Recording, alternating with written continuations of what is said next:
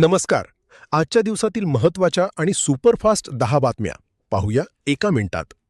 राज्यात मुसळधार पावसाचा कहर सुरू असून अनेक जिल्ह्यांना रेड अलर्ट जारी करण्यात आला आहे. पालघर जिल्ह्यात उद्या शाळा, महाविद्यालये आणि अंगणवाड्यांना सुट्टी जाहीर करण्यात आली आहे. ज्येष्ठ रंगकर्मी विजया मेहता यांच्या निधनाने कलाविश्वात शोककळा पसरली असून पंतप्रधान नरेंद्र मोदींसह अनेकांनी श्रद्धांजली वाहिली. महाराष्ट्रात HSRP नंबर प्लेट नसलेल्या वाहनांवर 1 जुलैपासून कारवाईला सुरुवात झाली आहे.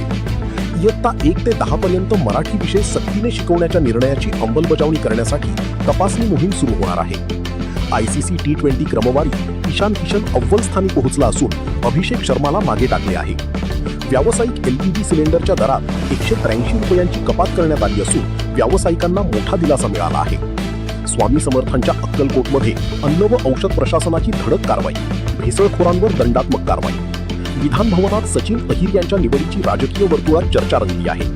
मुंबईसह कोकणात पावसाचा जोर कायम असून अनेक धबधबे आणि धरणे ओव्हरफ्लो झाली आहेत. अशाच ताज्या आणि विश्वासार्ह मराठी बातम्यांसाठी आमच्या पेजला फॉलो करा. धन्यवाद.